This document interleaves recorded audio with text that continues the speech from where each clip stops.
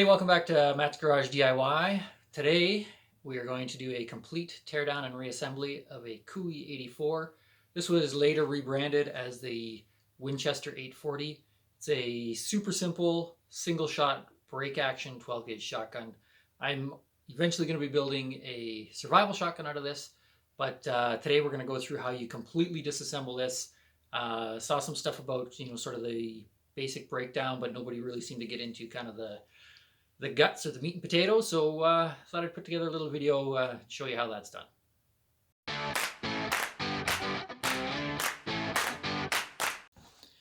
All right, we're just going to start with the basic takedown. The beauty of these guns is that you don't need any tools to kind of break this down into three main pieces. Simply start by grabbing the front of the forestock, pull it down, spring loaded, pops off. Next, break the action.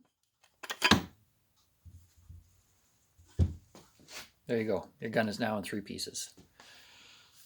To reassemble, you just basically do the reverse. We'll touch on that at the end of the video. Next, take off the butt plate. It's a Phillips screwdriver, 2 screws. Comes apart pretty quick.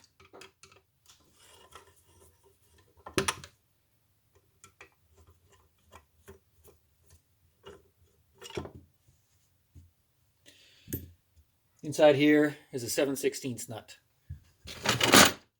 I found that I needed 2 extensions to reach that.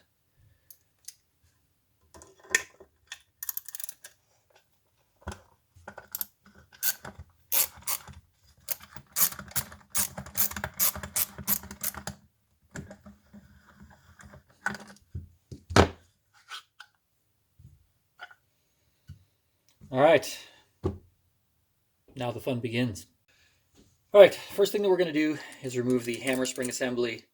So you can see, or maybe you can see, there's a small hole inside of this plunger at the end.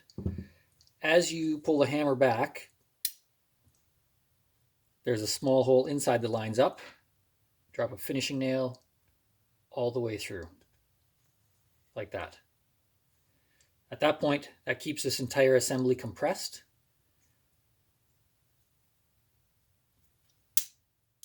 Release the hammer, and this comes out. You can take that apart further if you want, squeeze it in a vise, pull the pin, and you can replace or repair any of these pieces. For what we're doing, I'm just going to leave that together. Next, we're going to remove this locking lever plunger spring.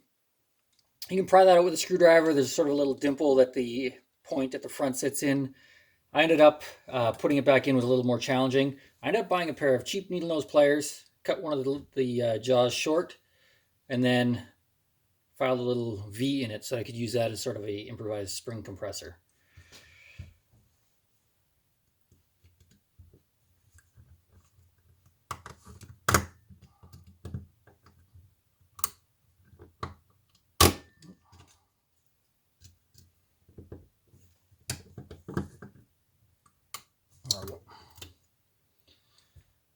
That part is out. Next, the last spring. I just use a pair of regular needle nose pliers for that. Basically, you can grab it, press it down, and the 2 pieces pop out. All right, next we're going to remove the hammer. You can see you've got 2 pins on the side. They only go one direction. They're fluted on one side. So when you flip it over, you can see there's kind of tiny little notches that'll indicate the direction that it needs to go out. So we're going to drive out this bottom pin.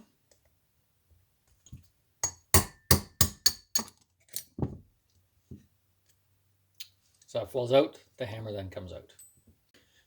We're now going to repeat the process for the top pin.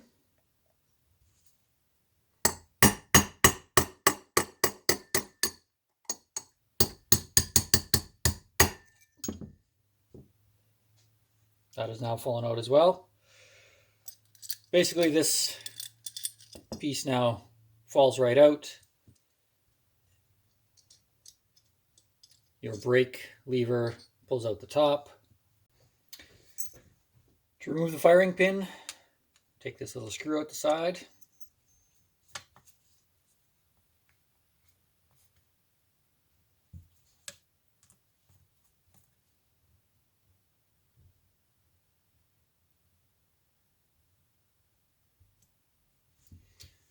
firing pin then just drops out. Notice it's flat on one side. So when you put it back in, you want the flat sort of facing that screw. This little screw basically just keeps the firing pin from falling out. Last, we have the trigger and trigger guard. Another little screw to remove the trigger guard. Get that out. Trigger guard rocks forward. To remove the trigger itself, punch this little pin out.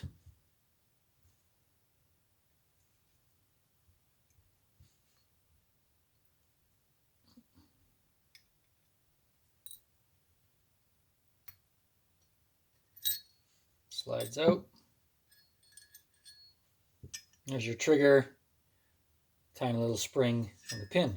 At that point, this is pretty much 100% apart. All right, first thing that we're going to do is we're going to put the trigger back in. Trigger spring, you've got a long leg and a short leg. Put the short leg against the trigger. So I'm going to drop that trigger in and get the pin started.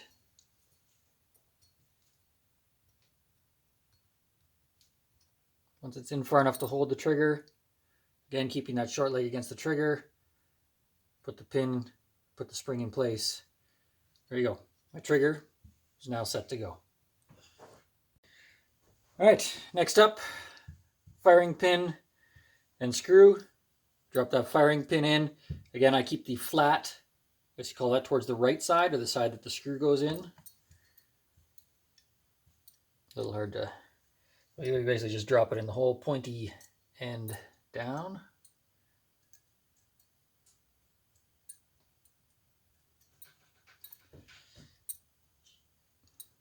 But if when you drop the pin in, kind of like mine, you probably can't see that, didn't quite align the right way, you can just use a flat blade screwdriver, just kind of tap it, twist it around so that the flat again is towards the hole on this side. Put the little screw in.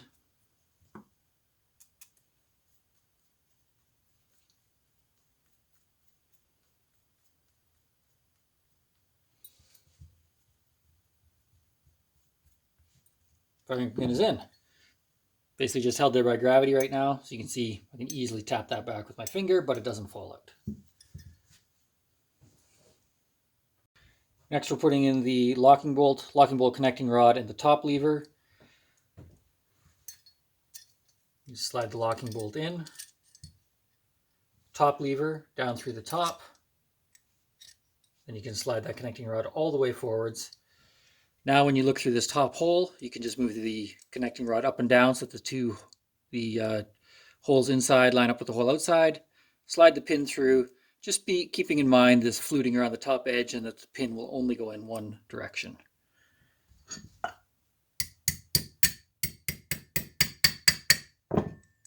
There you go.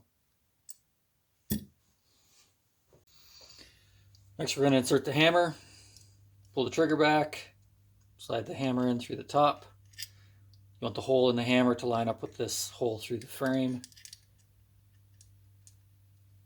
When you have that lined up, slide the pin in through the side. Hammer is now installed. Next we're going to install the hammer spring assembly.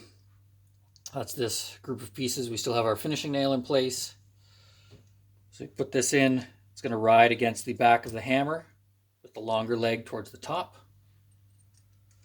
Also, the point aligns with the small dimple at the bottom back strap.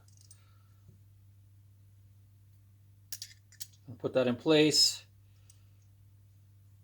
Now, as you pull the hammer back, that compresses the spring slightly. You're able to pull the nail out. Release. That is installed and working.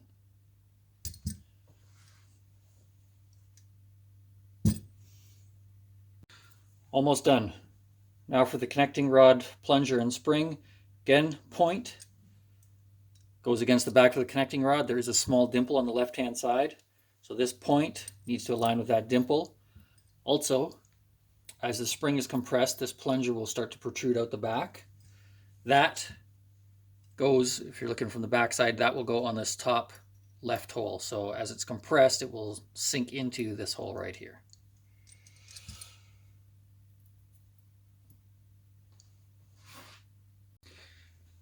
All right, this spring and plunger certainly are the most challenging part. Something that I'm going to try, basically put the spring in by itself, put the plunger through the back.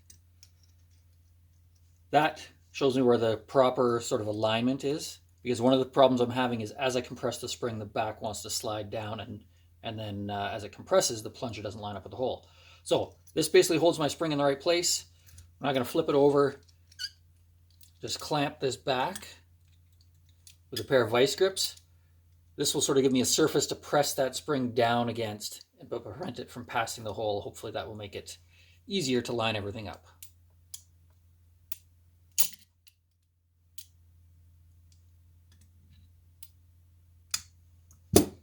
I'll flip this over, take it all apart. I should probably kind of work maybe at the edge of my bench or somewhere where I can. All right, so I've clamped my vice grips in a vise. I'm going to lay my spring and plunger on like that. Now I should be able to compress my spring and push down without having the back drop too far, and then be able to guide that front point into the dimple in the back of the connecting rod.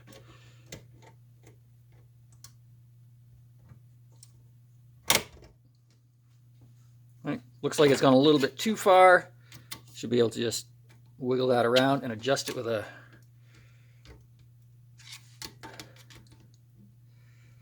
There we go. This is definitely the trick. Made it way easier. I probably tried 15 or 20 times prior, but now with this bottom to push it against, or with these vice grips to push down against, makes that very easy to snap that back into place. All right, the last spring. This is the top lever spring. There's a small groove or slot basically between the bottom of this lever and the connecting rod.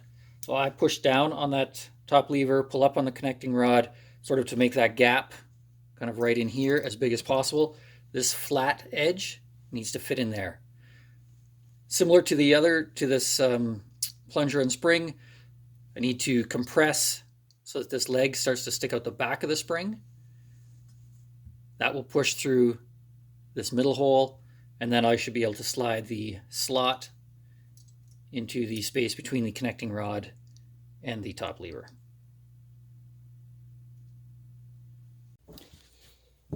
All right, it's a little tricky to show. Again, making sure that I've got my gap opened up. I'm going to grab this piece, some needle nose pliers, set that in place. At the bottom, make sure that as I compress the spring, the peg will kind of go into the back strap of the frame.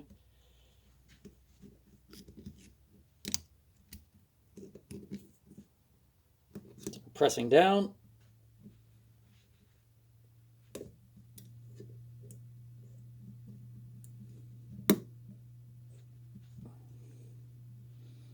There we go. Installed. I'm going to do some little fine tuning, make sure that's fully locked into the little groove. But all three springs are back in place. Okay. I'll put our trigger guard on again, hooking the front edge in, rocking it back, drop the little screw in the back.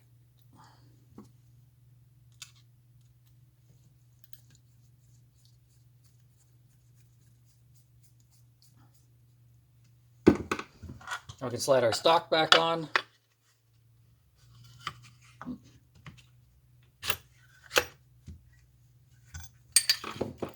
And you're going to use that 7/16 socket and extension to tighten that up.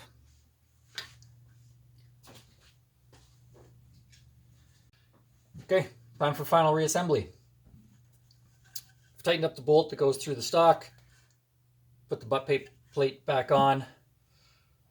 These two just nest and lock together. And I put my forestock on. Just making sure that this little spring catches or connects with this tab on the barrel. Like that. Snap it shut, and you're done. back together.